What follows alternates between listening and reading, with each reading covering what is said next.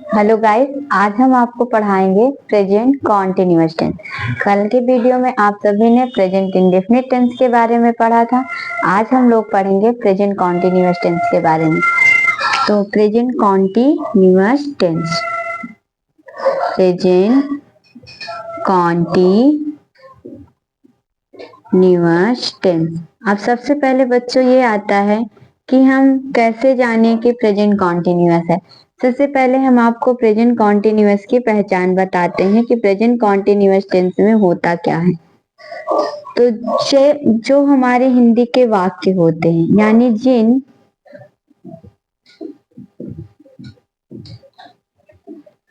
हिंदी के वाक्यों के अंत में रहा है, रहे हैं, रहा हूँ आदि शब्द दिए हों, यानी कोई काम लगातार किया भी जा रहा हो, यानी आदि शब्द दिए हों, तो वहां पर हमारा क्या होता है, प्रेजेंट कॉन्टिन्यूअस टेंस। यानी जिन हिंदी वाक्यों के अंत में रहा है, रहे हैं, रहा हूँ आदि शब्द दिए हों, तो प्रेजेंट कॉन्टिन्यूअस टेंस होता है। अब इसकी सहायक क्रिया क्या होती है, हेल्पिंग वर्ब क्या होती है? तो सहायक क्रिया होती है हमारी इज, एम, आर। तो अब हमें ये समझना है, यानी हमने बताया सहायक क्रिया क्या होती है, इज, एम, आर। अब हमें ये समझना है कि हमें इज कहाँ लगाना है, एम कहाँ लगाना और आर कहाँ लगाना। तो इज का प्रयोग सिंगुलर के साथ करते हैं। तो हम आपको स्ट्रक्चर से बताते हैं कि इज हमें कहाँ लगाना है। जैसे ही दिया हो, शी दिया हो, इट है, या वन पर्सन नेम है, वन पर्सन नेम, तो वहां पे हम क्या यूज करेंगे, इज यूज करेंगे। उसके बाद एम कहाँ पे लगाएंगे, आई के साथ हम एम का प्रयोग करेंगे। यानी आई दिया होगा तो हम क्या लगाएंगे, एम लगाएंगे। उसके बाद आर, आर का प्रयोग हम कहाँ पे करेंगे, तो आर का प्रयोग हम वी दिया होगा तो करेंगे, यू दिया होगा तो आर का प्रयोग करेंगे, दे होगा तो आर का प्रयोग करेंगे, या वन मोर पर्सन, यानी मैंने बोला सिंगुलर नंबर्स के साथ इज लगाएं। ये हमारे प्लूरल नंबर में रखे जाते हैं, तो वन मोर पर्सन जो होते हैं उनके साथ हम आर का प्रयोग करते हैं। तो इस तरीके से हमारा प्रेजेंट कॉन्टिन्यूअस का रूल हुआ, यानी नियम है कि प्रेजेंट कॉन्टिन्यूअस की पहचान सहायक क्रिया हो गई इज, एम, आर, और इज का प्रयोग ही, शी, इट यानी सिंगुलर के साथ, आई के साथ हम एम लगाते हैं, we, you, they, one more person से ज्यादा व्यक्ति की बात की जाए तो वहां पे भी हमारा आर लगता है। अब दूसरी बात, प्रेजेंट कॉन्टिन्यूअस टेंस में जब कॉन्टिन्यूअस बनाते हैं तो जो हमारी वर्ब होती है, क्रिया होती है, उसमें हम आईएनजी ऐड करते हैं। तो हम अफर्मेटिव से समझते हैं। अब हम अफर्मेटिव के आपको कुछ एग्जांपल्स बताते हैं। अफर्मेटिव सेंटेंस, तो अफर्मेटिव सेंटेंस के हमें कुछ एग्जांपल्स समझना है। इससे पहले अफर्मेटिव सेंटेंस, इसका स्ट्रक्चर देख लेते हैं कि स्ट्रक्चर कैसे बनता है। तो अफर्मेटिव सेंटेंस का स्ट्रक्चर कैसे होता है, पहले हम क्या लिखेंगे, सब्जेक्ट लिखेंगे। यानी सब्जेक्ट यानी हिंदी में बोले तो कर्ता, यानी जो कार्य को करेगा, जो कार्य को करने वाला होगा, उसे हम सबसे पहले यानी सब्जेक्ट लिखेंगे। उसके बाद हमारी ये जो हेल्पिंग वर्ब्स है ना, यानी इसको हम हिंदी में सहायक क्रिया और इंग्लिश में हेल्पिंग वर्ब, एचवी क्या बोलते हैं सर, एचवी। और उसके बाद हम क्या लगाएंगे, वर्ब लिखेंगे। वर्ब की कौन सी फॉर्म लिखेंगे, फर्स्ट फॉर्म, यानी वर्ब की कौन सी फॉर्म हो जाएगी, फर्स्ट फॉर्म। और उसी में हम आईएनजी ऐड कर देंगे, यानी पहले सब्जेक्ट लिखेंगे, हेल्पिंग वर्ब लिखेंगे, वर्ब की फर्स्ट फॉर्म, फिर आईएनजी ऐड करेंगे। फिर उसके बाद हमारा क्या आ जाएगा, ऑब्जेक्ट, फिर हो जाएगा अदर वर्ड और फुल स्टॉप। तो अब इस तरीके से हमारा स्ट्रक्चर बन गया। अब हम एग्जाम्पल देखते हैं किस प्रकार, जैसे दिया हो, मैं घर जा रहा हूँ, मैं घर जा रहा हूँ। तो यहाँ पे देखो, सबसे पहले पहचानो, कभी भी किसी वाक्य को करो तो पहले उसे पहचान लो किस टेंस में दिया है, और फिर उसके बाद सेंटेंस पहचानो। तो देखो, मैं घर जा रहा हूँ यानी काम हमारा कंटिन्यू हो रहा है, और रहा हूँ तो इसका मतलब कौन सा हुआ, प्रेजेंट कॉन्टिन्यूअस टेंस। अब हमारा यहाँ पे सब्जेक्ट कौन है, कार्य कौन कर रहा है, मैं। तो सब्जेक्ट से प्रारंभ, लास्ट में फुल स्टॉप। मैंने आपको समझाया अफर्मेटिव सेंटेंसेस कैसे होते, पॉजिटिव बातें करते यानी सकारात्मक, और सब्जेक्ट से प्रारंभ होते हैं, फुल स्टॉप होता है, तो उसी टाइप से लिखा है। तो हम सबसे पहले सब्जेक्ट की लिखेंगे, तो मैं की क्या हो जाएगी, आई। उसके बाद आई के साथ हम क्या यूज करेंगे, हेल्पिंग वर्ब एम का यूज करेंगे, तो क्या हो गया, आई एम। जाने की क्या होती है, गो, यानी आप क्रिया कौन सी कर रहे हो, जाने का काम कर रहे हो, तो जाने की क्या लिखोगे, गो। तो रहा हूं, जब कहा जाता है कूद रहा हूं, तो कूद रहा है जंपिंग, जा रहा है गोइंग, आ रहा है कमिंग। तो इस तरीके से जब रहा है तो इसमें हम आईएनजी ऐड कर देंगे, तो क्या हो जाएगा, गोइंग। आई एम गोइंग, अब जा कहाँ रहे हो, घर, तो गोइंग टू होम, तो हो गया I am going to home. जैसे नेक्स्ट दिया हो, वह प्रतिदिन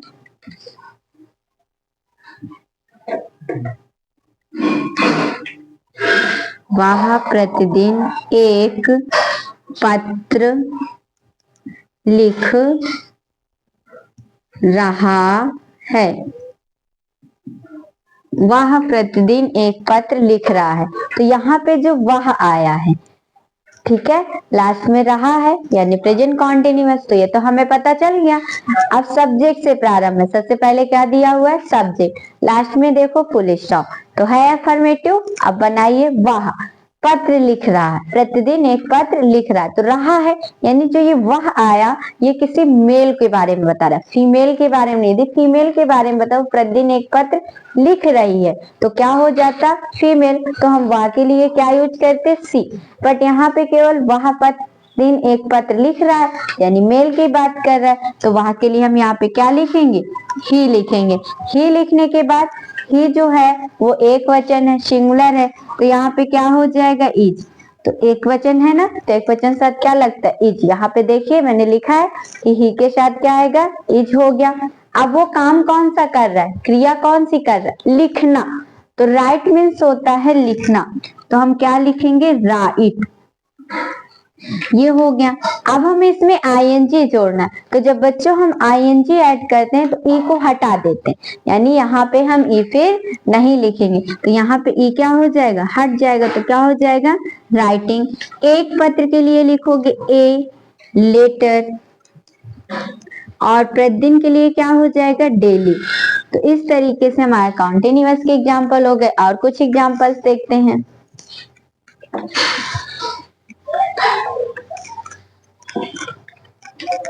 जैसे कह दिया जाए, तुम अपनी माँ के साथ बाजार से आ रहे हो। तो मैंने लिखा, तुम अपनी माँ के साथ बाजार से आ रहे हो, तो यहाँ पे देखो रहे हो ये दिया है ना लास्ट में, और सब्जेक्ट से प्रारंभ है अफर्मेटिव, सब्जेक्ट से बनाइए, पहले क्या लिखोगे, यू। तो अभी मैंने यहाँ पे बच्चों लिखा था कि जो यू है वो प्लूरल में आएगा, तो हेल्पिंग वो क्या लिखेंगे, आर, तो यू के साथ क्या लगाओगे यहाँ पे, आर। अब आप काम कौन सा कर रहे हो, क्रिया कौन सी हो रही है, आने की, तो आने की क्या लिखते हैं, कम, तो यहाँ पे कम लिखोगे। जैसे ही आईएनजी लगाओगे आई रिमूव हो जाएगा यानी हट जाएगा, और आईएनजी ऐड हो जाएगा। अब आप बाजार से आ रहे हैं, तो से के लिए यहाँ पर हम क्या यूज करेंगे, फ्रॉम, और बाजार को इंग्लिश में बोलते हैं मार्केट। उसके बाद क्या है, अपनी माँ के साथ, तो साथ के लिए हम क्या लिखेंगे, विथ, क्या हो जाएगी, विथ।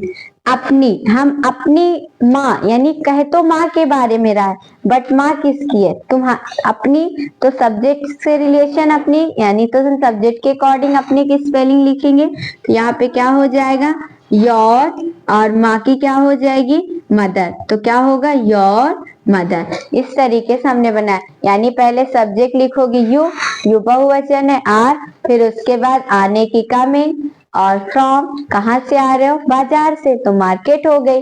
साथ के लिए विथ लिखेंगे, अपने के लिए योर लिखेंगे, और माँ था तो क्या हो जाएगी, मदर। इस तरीके से कॉन्टिन्यूअस के आपके ये अफर्मेटिव के एग्जाम्पल थे। अब आगे हम समझते हैं कुछ एग्जाम्पल्स निगेटिव के। ये अफर्मेटिव के हो गए, अब हम इसी के निगेटिव के एग्जाम्पल समझते हैं।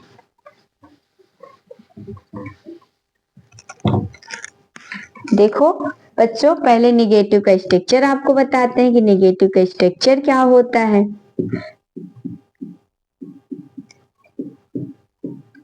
निगेटिव सेंटेंस, तो इसका स्ट्रक्चर होता है subject plus helping verb plus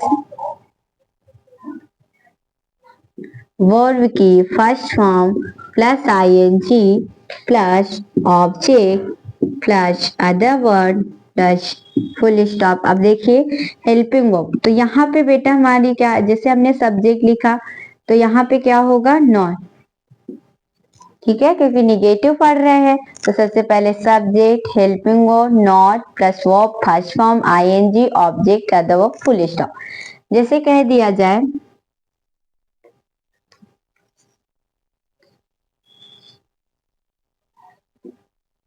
चिड़िया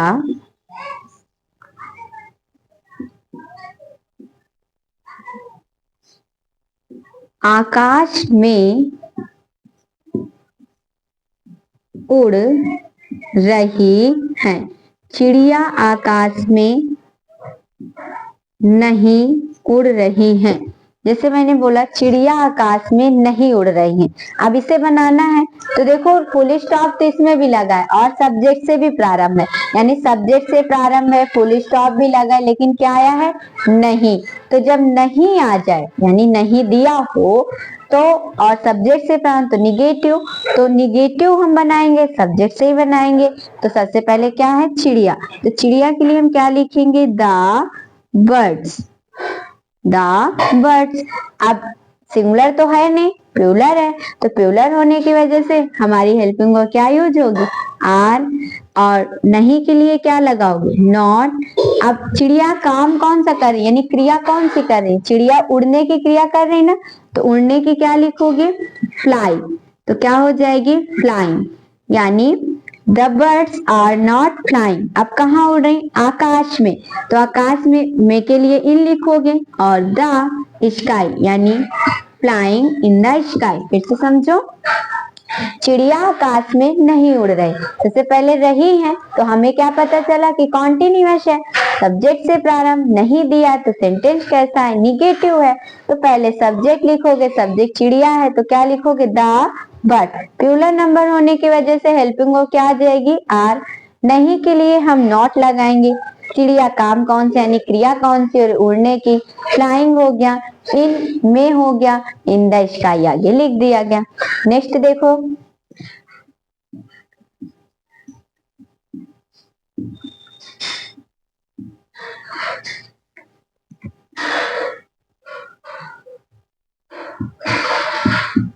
वे बच्चे मैदान में नहीं दौड़ रहे हैं। अब इधर देखो बेटा बच्चों, दिया हुआ है वे बच्चे मैदान में नहीं दौड़ रहे हैं, तो सब्जेक्ट यहाँ पे कौन है, वे बच्चे, केवल वे नहीं है, वे बच्चे, क्योंकि उन बच्चों को इंडिकेट किया जा रहा है कि वे जो बच्चे हैं वो मैदान में नहीं दौड़ रहे हैं।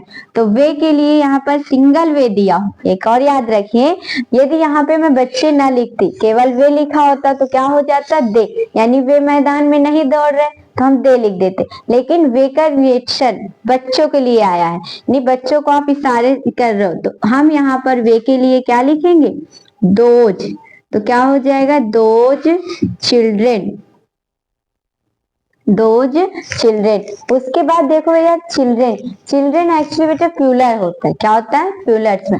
तो यहाँ पर हम क्या लिखेंगे आर, और नहीं के लिए क्या लिखोगे नॉट। तो दोज चिल्ड्रेन आर नॉट। अब बच्चे काम कौन सा करें, दौड़ने का, तो दौड़ने की क्या होती है रन। तो इसमें आईएनजी ऐड करेंगे, यानी रन जब लिखते हैं तो हम डबल इन लिख के फिर आईएनजी लिखते हैं। रनिंग, कहाँ दौड़ रहे हैं फील्ड में, तो लिखोगे इन द फील्ड।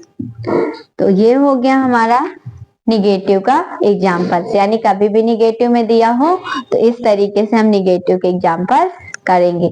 अब आगे देखते हैं इंट्रोगेटिव के। अब हम समझेंगे कि इंट्रोगेटिव में यदि कोई सेंटेंस दिया हो तो किस टाइप से हमें इंट्रोगेटिव करना है।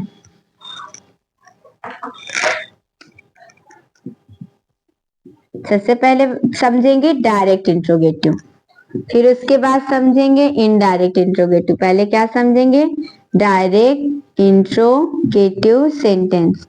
तो डायरेक्ट इंट्रोगेटिव सेंटेंस कैसे करना है वो समझते हैं। तो डायरेक्ट इंट्रोगेटिव का स्ट्रक्चर बच्चों पहले नोट करते हैं। तो डायरेक्ट इंट्रोगेटिव का स्ट्रक्चर होता है, सबसे पहले हेल्पिंग वर्ड लिखते हैं। तो हेल्पिंग वर्ड्स हमारी क्या होती हैं, ईच, एम, आर। तो हेल्पिंग वर्ड क्या हो गई हमारी, ईच, एम, आर।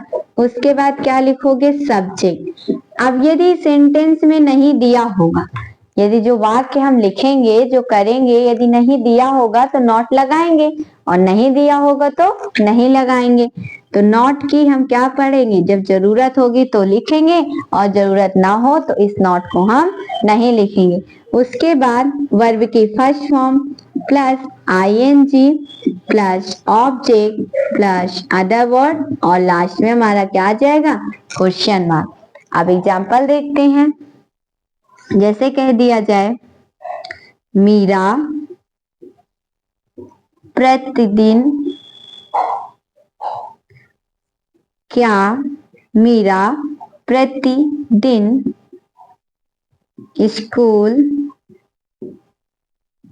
नहीं जा रही है।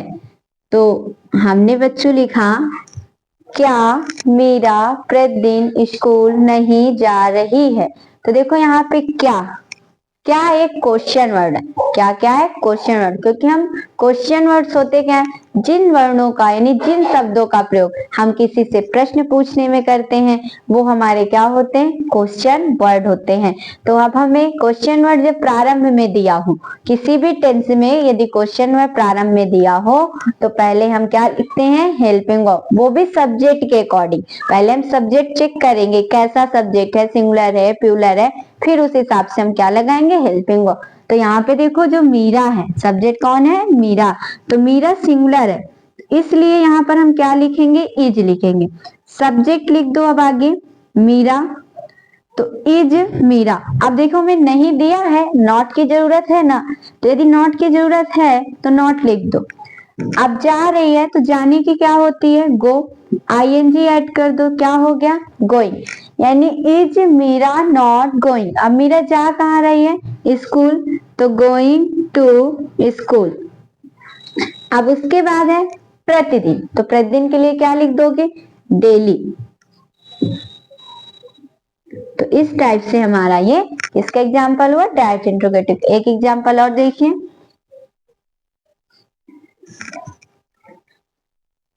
क्या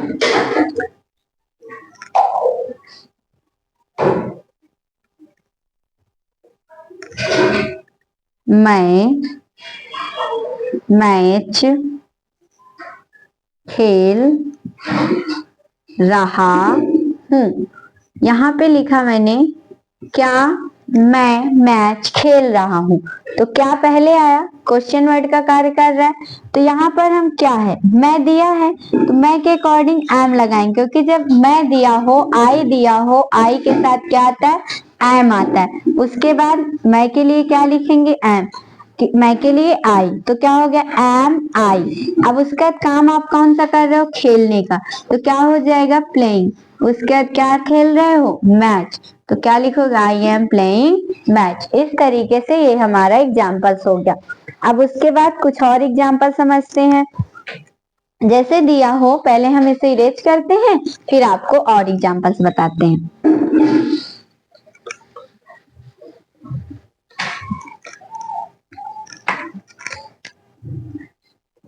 जैसे क्या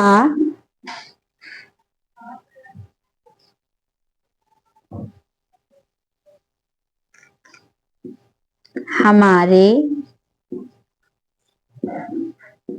कॉलेज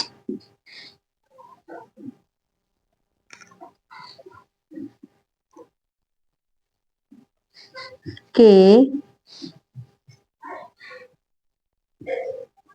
क्या हमारे कॉलेज के बच्चे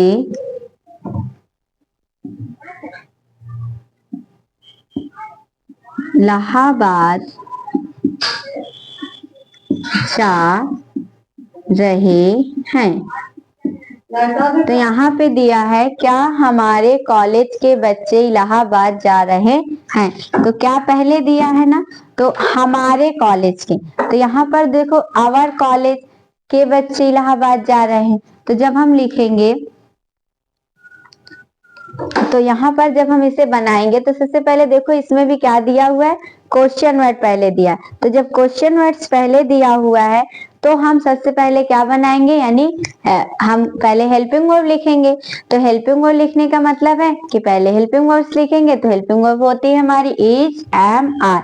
तो हम देखो यहाँ पर हमारे कॉलेज सब्जेक्ट नहीं है, सब्जेक्ट क्या है, बच्चे। तो हम यहाँ पर लिखेंगे सबसे पहले आर द चिल्ड्रेन, सब्जेक्ट क्या था हमारा, बच्चे है ना, क्योंकि हमारे कॉलेज के बच्चे, जा कौन रहे, बच्चे जा रहे हैं ना, कॉलेज तो नहीं जा रहा है। तो जब बच्चे जा रहे हैं तो बच्चे जा रहे हैं तो सब्जेक्ट तो बच्चे हुए, यानी कार्य कौन कर रहे हैं, बच्चे कर रहे हैं। तो उसके अकॉर्डिंग हम यहाँ पे क्या लिखेंगे, यानी बच्चों को ही तो सब्जेक्ट बनाएंगे। तो पहले हेल्पिंग वर्ब हो गई, सब्जेक्ट हो गया। अब कहाँ के बच्चे, हमारे कॉलेज के, तो और द चिल्ड्रेन का के लिए ऑफ लिख दो। अब हमारे के लिए क्या लिखेंगे, आवर कॉलेज, तो are the children of our college. अब काम कौन सा है, जाने का, तो लिखोगे गोइंग टू। अब इलाहाबाद को इंग्लिश में बोलते हैं इलाहाबाद, तो क्या लिखेंगे, इलाहाबाद। इतना आप लोगों को समझ में आया। अब हम पढ़ेंगे इनडायरेक्ट इंट्रोगेटिव। तो इनडायरेक्ट इंट्रोगेटिव के एग्जांपल्स कैसे हैं, कैसे करना है, वो हमें समझना है।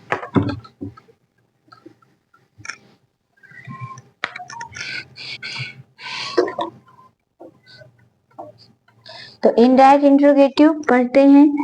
इन डायरेक्ट स्ट्रक्चर हमारा होता है, बस कुछ नहीं करना, थोड़ा सा चेंजमेंट करना है। आगे हमें क्या जोड़ना है, क्वेश्चन वर्ड ऐड करना है, और पूरा स्ट्रक्चर हमारा कैसा रहेगा, इक्वल रहेगा, जैसे अभी तक हम कर रहे थे। अब देखो अभी तक हमने जब जितने एग्जाम्पल्स पढ़े बच्चों, उसमें क्या था कि हमारा जो क्वेश्चन वर्ड था वो सबसे प्रारंभ, यानी हमारा जो वाक्य होता था वो क्वेश्चन वर्ड से प्रारंभ। लेकिन अब जो होगा क्वेश्चन वर्ड से वाक्य प्रारंभ नहीं होगा, नहीं क्वेश्चन वर्ड आया होगा बट क्वेश्चन वर्ड से प्रारंभ नहीं होगा। जैसे कह दिया जाए, रिया क्या अपना पाठ याद कर रही है। रिया क्या अपना पाठ याद कर रही है, तो यहाँ पे देखो क्वेश्चन वर्ड तो आया बट सब्जेक्ट से पहले तो नहीं आया ना, बाद में आया। तो जब ऐसी कंडीशन हो तो पहले हम क्वेश्चन वर्ड लिखेंगे, यानी क्या के लिए पहले क्या लिखोगे, व्हाट। अब रिया कैसी है, सिंगुलर है ना, तो सिंगुलर होने की वजह से हम क्या लिखेंगे, इज, व्हाट इज। अब रिया लिख दो, व्हाट इज रिया। अब याद करना, तो याद करने को क्या बोलते हैं, लर्न। तो क्या हो जाएगा, लर्निंग, आईएनजी जोड़ोगे क्योंकि रही है। अब अपना, तो अपने का जो स्पेलिंग लिखोगे सब्जेक्ट, सब्जेक्ट कौन है, रिया है ना जो कि अपना पार्ट है, तो एक फीमेल है, फीमेल के लिए अपने के लिए हम क्या लिखेंगे, हर पार्ट के लिए क्या लिखोगे, लेशन। इस तरीके से ये इंट्रोगेटिव का हो गया। तो ये अब हम आपको इतना तो समझ में आया होगा। अब हम बच्चों पढ़ेंगे कितना और कितना वाला, यानी कितने और कितना दिया हो, कि जैसे हम लोग बोलते हैं तुम कितनी बात कर रहे हो, तुम कितना सोते हो, तो इस टाइप से हम सेंटेंस पढ़ेंगे। तो उनमें बच्चों करते क्या है, जब कहीं पे कितना और कितने दिया तो उससे संबंधित जो नाउन आया हो, यानी उसके बाद जो नाउन दिया हो उसके spelling how many, how much के तुरंत बाद लिखते हैं। तो देखो एग्जाम्पल देखते हैं। तुम कितना, तुम कितनी बात कर रहे हो, तुम कितनी बात कर रहे हो। तो यहाँ पर देखो कितनी एक क्वेश्चन वर्ड है, तो मैंने अभी बताया ना कितना और कितनी, तो जिस चीजों को हम गिन सके तो हाउ मैनी लिखेंगे, यानी काउंटेबल्स नाउन जो है उनके लिए हम हाउ मैनी लिखेंगे, और अनकाउंटेबल नाउन जिनको हम नहीं काउंट कर सकते उनके लिए हम हाउ मच लिखेंगे। तो क्या आप बातों को काउंट कर सकते हैं, तो उसके लिए हम क्या करेंगे, हाउ मच लिखेंगे। तो सबसे पहले बच्चों हम क्या लिखेंगे, हाउ मच, ये लिख दिया। अब देखो मैंने कहा इसका जो नाउन आया, तो क्या कितनी के बाद नाउन दिया है, नहीं दिया, क्योंकि बात करना, तो बात करना तो एक क्रिया हुई, क्योंकि हम कौन सा कार्य कर रहे हैं, बात करने का कार्य कर रहे हैं, तो ये तो क्रिया हुई, यहाँ पे नाउन नहीं है। तो जब नाउन नहीं है तो कोई जरूरी नहीं कि हम नाउन लिख दे। तो हाउ मच के बाद लिखेंगे हेल्पिंग वर्ब। हेल्पिंग वर्ब किसके अकॉर्डिंग, सब्जेक्ट, सब्जेक्ट क्या दिया है, तुम, जो कि प्लूरल नंबर है, तो हम क्या लिखेंगे, आर, हाउ मच आर। फिर क्या लिखोगे, यू, और बात करने की टॉक, टॉक में आईएनजी जोड़ दो तो क्या हो जाएगा, how much are you talking, तुम कितनी बात कर रहे हो। इस तरीके से बना देना है। और एग्जाम्पल समझ लो,